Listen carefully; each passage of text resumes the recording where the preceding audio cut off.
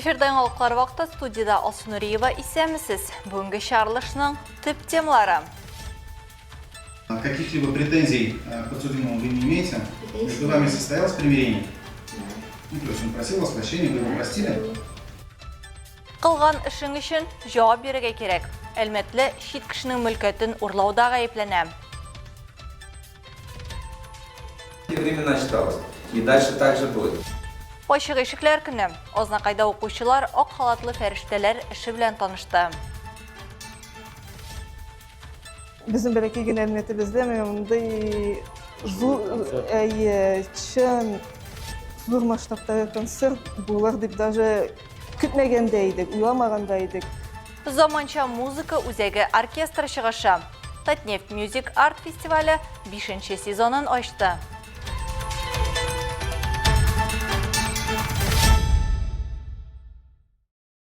Язмыш бүлеге деп қабыл итілген Ақшайыншығы жинайет ішіне кетірі. Табышны хұжасына қайтару орынына ират 2 банк картсын һәм ақшаны өзіне қалдыра. Тексір тез арада ашықлана һәм қазір ғайыпланушыға закон алдында жауап беруге керек. Ғадәти ашханада башланған вақиға суд залында не білен тәмінланғанын алдағы минутларда сөйлербіз.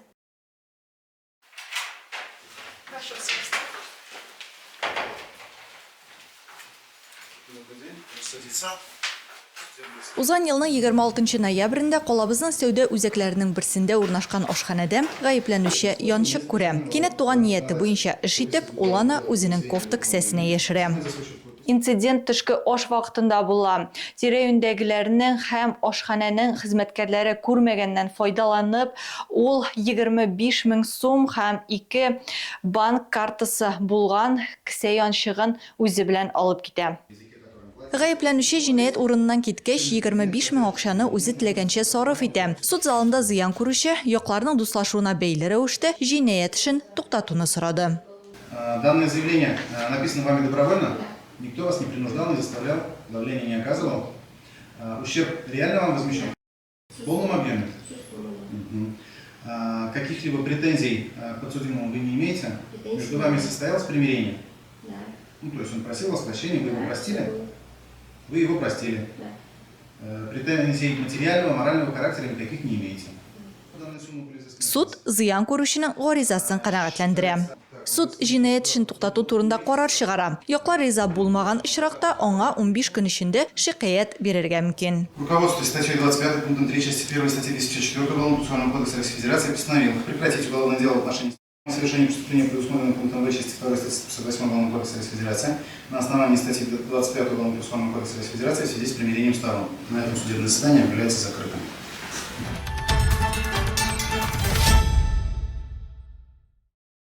Башка темаларга. Азнакай шәһәренең Үзәк район хастаханәсендә ачык ишекләр көне үтте.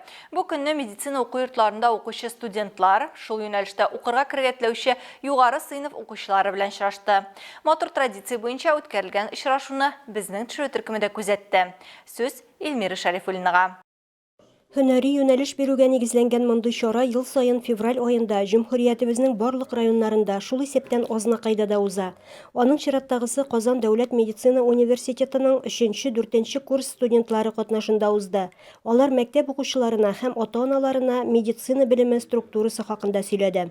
Очрашуда район башкарма комитеты җитәкчесе Айдар Шәмсетдинов та катнашты. Ул үзе дә күп еллар медицина өлкәсендә эшләгән, тормыш иптәше улы да табиблар. Для меня медицина это... Шуңа күрә медицина минем өчен бик якын. Авырлыклар туса көенәм, уңышлар булса сөенәм. Элек-электән укытучы һәм табиб иң хөрмәткә лаек һөнәр булып саналган. Бу хәзер дә шулай һәм шулай булачак та. Времена считалось. И дальше так же будет. Сырхауханәнең баш табибы Илдар Шихапов яшьләрне районда медицина өлкәсендәге яңалыклар белән таныштырып узды, хезмәт шартлары турында сөйләде. ЦРБ наш достаточно крупная. Безнең район хастаханәсе шактый зур. Биредә 148 табиб хезмәт куя. 500дән артык шәфкать туташлары, фельдшерлар, акушерлар. Бу үзе зур бер армия, бердәм дус коллектив. Трудится на благо нашего азнакайского населения. Җитәкчеләр аңлатуынча, район үзәк сырхауханәсендә бүген стационар терапия, хирургия, педиатрия бүлеге, гинекология, реанимация, йогышлы авырулар бүлекләре, хатын-кызлар консультациясе, стоматология бүлеге бар. Районда 3 амбулатория эшләп килә.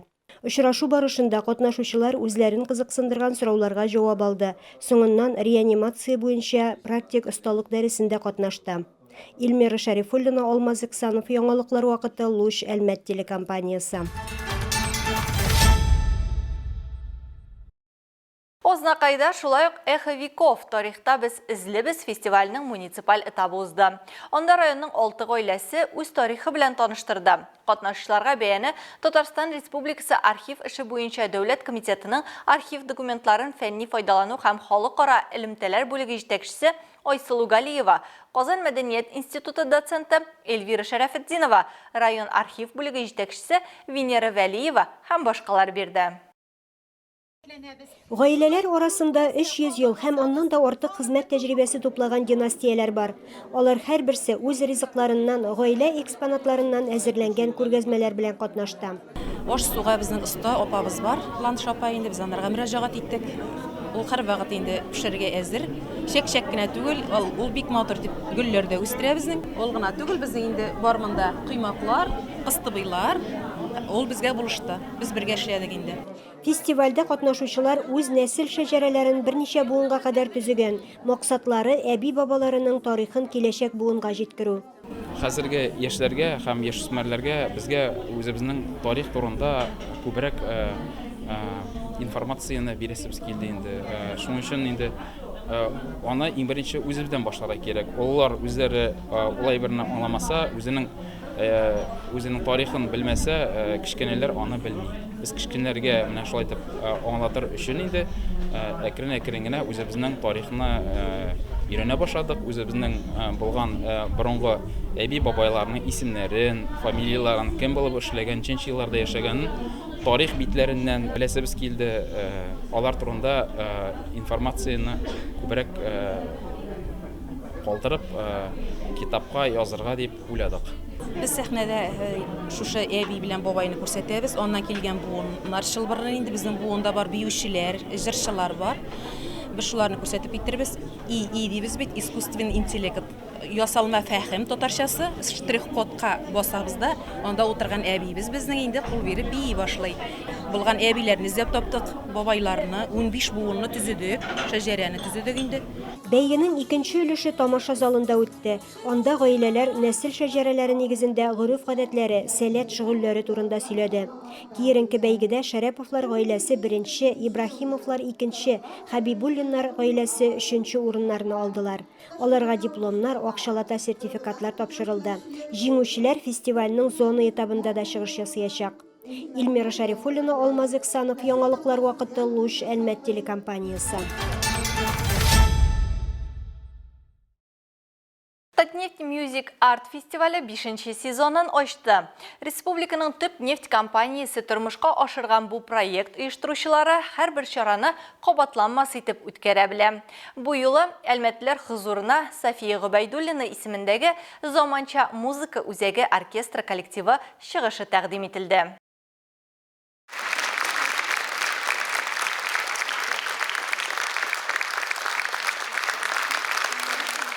София Гобайдуллина исемендәге заманча музыка үзәге оркестры республикада гына түгел, Россия һәм дөньяда да танылып өлгергән коллективларның берсе. Коллективның сәнгать җитәкчесе һәм дирижеры Дмитрий Железнов, Россия Федерациясе президенты гранты иясе һәм «Ну-ка все вместе» хором телепроекты җиңүчесе. 17 яшендә генә музыка сәнгатенә килеп кергән егет тиз арада үз өлкәсенең остасы булып таныла. Казан дәүләт консерваториясендә укыганда ук егетләр капелласы төзи.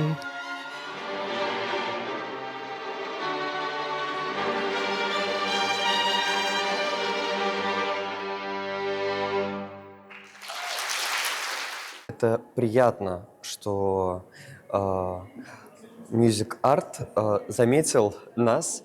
Безне күреп алуларына рәхмәт. Без үз географиябызны киңәйтәбез. Шунысы шәп. Без кешеләрне классик кына түгел, заманча академик музыка белән дә таныштырабыз. Һәм бу хәзерге дөнья өчен бик мөһим дип саныйм. Классическая какая-то, да, музыка, но и классическая современная академическая музыка. И, конечно, это очень важно для нынешнего мира, я бы сказал. Коллектив чыгышы Татнефть компаниясының Татнефть Music Art мәдәни проектының 5-нче сезонын башлап җибәрде. Татарстан һәм Россиянең талантлы башкаручылары өчен мәйдан буларак Татнефть Music Art тыңлаучыларга камера, орган, халык, эстрада һәм джаз музыкасы концерт кичәләре бүләк итә. 4 сезон дәвамында 40 якын концерт оештырылган. Шул исәптән Октябрь бистәсендә дә. Концерты неизменно становятся. Концертлар шәһәрбез тормышында һәр вакыт сизелерлек вакыйгага әверелә. Һәм безнең концертларда булган сәнгатьне яратучыларның күбесе бу хакта үзе үк сөйли. Искусство, которое присутствует на наших концертах, говорит само за себя.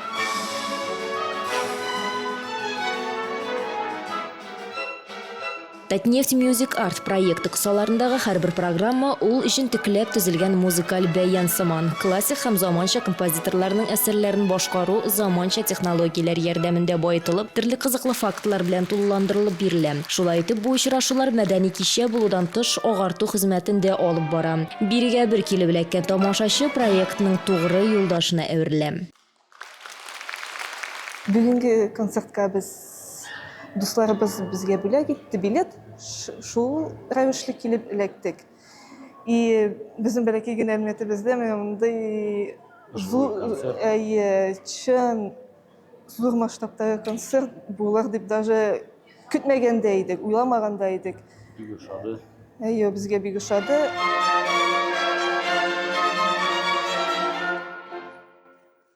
София Гбайдуллина исемендәге заманча музыка үзәге оркестры бу кичтә танылган классик композиторларның күренекле әсәрләреннән башлап замандашларыбызның иҗатларын да башкарды.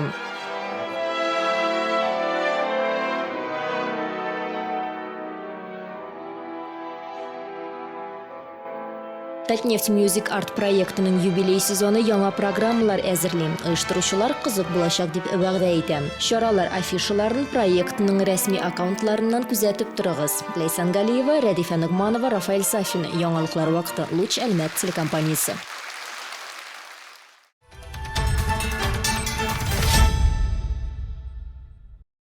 Татарстанда күрше кышкы фестивале дәвам итә. Проект Татарстан Республикасы рәисе Рөстәм Миңнеханов ярдәме белән тормышка ашырыла. Исегезгә төшерәбез, Әлмәт районыннан конкурска 43 гариза кабул ителгән. Шуларның 3-се җиңүче булды. Аларга чараларны оештыру, үткәрү өчен 500 мең сумга кадәр акча тапшырылды. Хәзер проектны гамәлгә ашыру дәвам итә.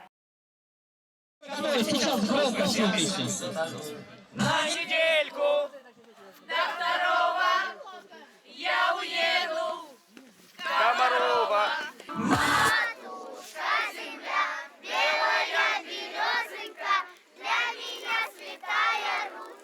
Күрше кышкы фестивале программасы яшь оештыручыларга һәм иҗат коллективларына ярдәм итүгә юнәлдерелгән. Рамис Газизов җиңүчеләр арасында беренче ишегалды чарасын уенда үткәргән. Әлеге очрашу икенчесе. Рамис безгә акчаларның бәйрәмнәрне оештыруга, майданчыкларны арендага алуга, артистларны чакыруга һәм остаханәләр өчен материаллар сатып алуга тотылуын сөйләде. От Раиса Республики Татарстана выделяется... Татарстан Республикасы рәисеннән чаралар үткәрүгә акча бүлеп бирелә. Проект кысаларында төрле сезонда чаралар үткәрергә була. Җәйге сезон бар, кышкы сезон. Чараларны бер ишек алдында һәм икесе паркларда яки скверларда үткәрелергә тәкъдим ителә. Нужно провести мероприятие. Одно дворовое и 2 в парках либо скверах. Якшәмбе кичендә Сәламәтлек паркы актив ял итүне сайлаучыларны җыйды. Ачык һавада биюләр, остаханәләр, ярышлар булар барысы да гадәти кичне бәйрәмгә әйләндерде. И сегодня такой праздник чудес организовали для наших детей, для бабушек и дедушек, которые также принимаем участие вместе с нашими детьми и с внуками. Прекрасно. Благодарим всех и всех наших организаторов. Прекрасно, тут сказочные герои. Так что большое спасибо.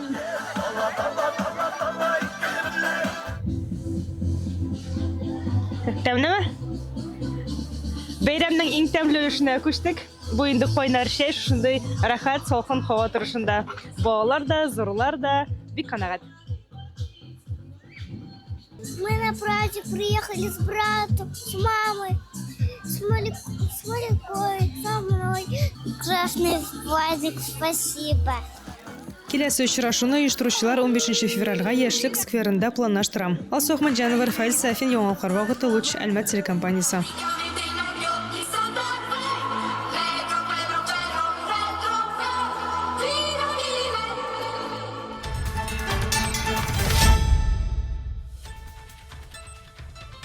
Hürmetli tamaşaçılarыбыз, Яңалыклар чыгарылышының туры трансляциясын сіз ВКонтакте социаль шилтәренә кереп, үлчәлмә төркемендә сәгать кичке 7-дә карый аласыз. Безнең иң кызыклы сюжетларыбыз да рәсми аккаунтларыбызда урнаштырыла. Һәм тагын бер мөһим мәгълүмат. Хәзер сез үзегездә яңалыклар, актуаль вакыйгалар һәм проблемалар белән уртаклаша аласыз. Моның өчен экраннардагы сылтама буенча күчәргә мөмкин. Әгәр дә сезнең яңалык безнең чыгарылышларда кулланылса, сез гарантияле бүләккә лаек булачаксыз. Төбәгебез өчен сыйфатлы һәм мөһим яңалыкларны бергә булдырыйк. Бүгенге чыгарылышта шулар иде. Мин Алсынуриева һәм монтаж операторы Динара Гайнетдинова сезнең белән саулашабыз. Исән сау булыгыз.